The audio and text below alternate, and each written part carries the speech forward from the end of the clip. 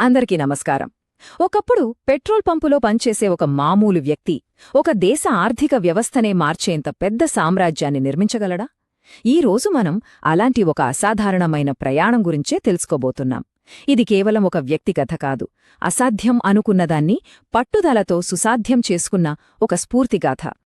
ఆలోచించండి, దుమ్ము కొట్టుకుపోయిన ఒక చిన్న పల్లెటూరులో పుట్టిన ఒక కళ ఏకంగా ఒక దేశ భవిష్యత్తునే ఎలా మార్చగలిగింది? ఈ ప్రయాణం మనందరికీ ఎన్నో పాఠాలు నేర్పుతుంది.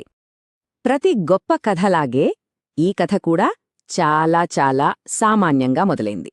ఒక మామూలు వాతావరణంలో పుట్టిన అసామాన్యమైన ఆశయమిది. ఒక్కసారి ఊహించుకోండి, 1950ల కాలం భారతదేశంలోని ఒక చిన్న గ్రామం. చుట్టూ పేదరికం, అవకాశాలు దాదాపు లేవు. కాని అక్కడొక కుర్రాడి కళ్లల్లో మాత్రం ఈ పేదరికాన్ని మించిన కలలున్నాయి. ఆ కళ్లల్లోని ఆశ అతని భవిష్యత్ సామ్రాజ్యానికి మొదటి పునాదిరాయి. ఆ దుమ్ము రోడ్లు, ఆ చిన్న గుడిసే అప్పట్లో అవ్వే అతని ప్రపంచం. కాని ఈ కష్టాలే అతనిలో ఒక ఉక్కు సంకల్పాన్ని నిర్మించాయి. భవిష్యత్తులో వచ్చే తుఫానులాంటి సవాళ్లకు ఈ పరిస్థితులే అతనినొక యోధుడులా తయారుచేశాయి. ఇక ఇక్కడ్నుంచి కథ మరో మలుపు తీసుకుంటుంది. బతుకుతెరువు కోసం చేసిన ప్రయాణం ఇది.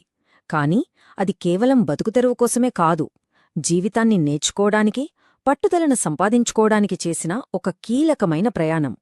ఈ టైంలైన్ చూస్తే మనకు స్పష్టంగా అర్థమవుతుంది. 1950లలో భారతదేశంలో కలలు కంటూ పెరిగిన ఆ కుర్రాడు 1960లలో అవకాశాల కోసం ఏకంగా యెమెన్కు వెళ్లాడు. అక్కడ పెట్రోల్ బంక్లో సంపాదించింది డబ్బు మాత్రమే కాదు, అమూల్యమైన అనుభవం. అదే అనుభవంతో, మండుతున్న ఆశయంతో మళ్లీ భారతదేశానికి తిరిగొచ్చాడు. గ్రిట్ అంటే ఇదే, పట్టుదల. యెమెన్లోని ఎడారిలో ఆ మండు టెండలో పెట్రోల్ నింపడమంటే అది కేవలం ఉద్యోగం కాదు, ఒక శిక్షణ. ఎన్ని కష్టాలెదురైనా సరే లక్ష్యం మీద గురి తప్పకూడదని నేర్పిన జీవితపాఠమది. భారతదేశంలోని రైల్వే స్టేషన్లో అడుగుపెట్టిన ఆ క్షణం అది ఒక ప్రయాణానికి ముగింపు కాదు, ఒక కొత్త సామ్రాజ్యానికి అది ఆరంభం. చేతిలో ఉన్నది చిన్న బ్యాగే కావచ్చు, కాని అతని మెదడు నిండా ప్రపంచాన్ని మార్చే ఆలోచనలు ఉన్నాయి. సరే, ఇక్కడే అసలైన పారిశ్రామిక ప్రయాణం మొదలైంది. చిన్నగా మొదలుపెట్టడానికి కూడా ఎంత ధైర్యం కావాలో కదా! ఈ దశ మనకు అదే చూపిస్తుంది. ఒక వ్యాపారవేత్తకు కావాల్సిన ఆయుధాలేంటో తెలుసా? ఇవే: 1. కష్టపడి సంపాదించిన డబ్బు. 2.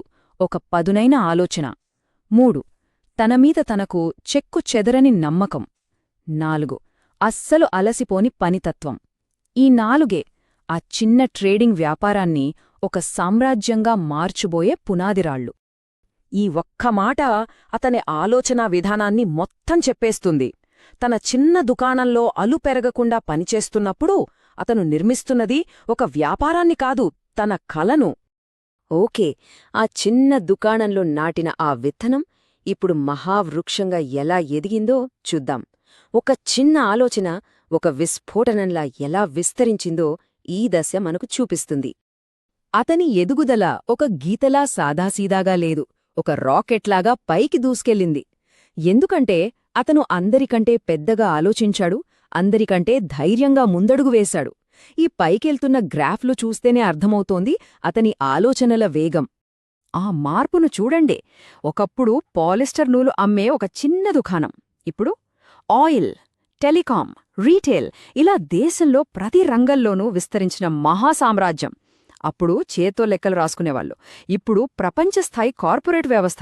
ఈ అద్భుతమైన మార్పే అతని విజన్కు అసలైన సాక్ష్యం.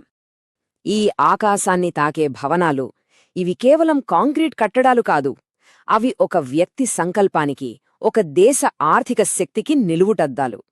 ఒకప్పుడు చిన్న గుడిసెలో ఉన్న మనిషి ఇప్పుడు దేశ భవిష్యత్తునే మార్చే భవంతుల్ని నిర్మించాడు. ఇక మనం ప్రయాణంలో చివరి ఘట్టానికి వచ్చాం. విజయం సాధించడం ఒక ఎత్తైతే, ఆ విజయాన్ని తరతరాలకు స్ఫూర్తిగా మిగిల్చడం మరో ఎత్తు.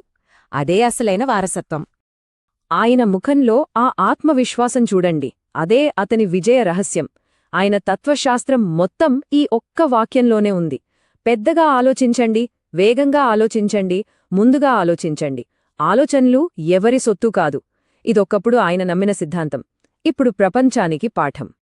ఈ మొత్తం అద్భుతమైన ప్రయాణాన్నే మనం ఈ 5 సూత్రాలలో చెప్పుకోవచ్చు. 1.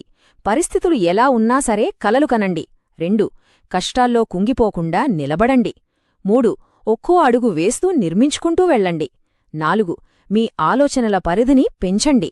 5. మీ తర్వాతొచ్చే తరానికి దారి చూపండి. ఇదే విజయానికి అస్సలైన మార్గం. కొండ శిఖరంపై నిలబడి సూర్యోదయాన్ని చూస్తున్న ఈ దృశ్యం కథకు ముగింపు కాదు. ఇది మనల్ని మనం వేసుకోవాల్సిన ఒక ప్రశ్న.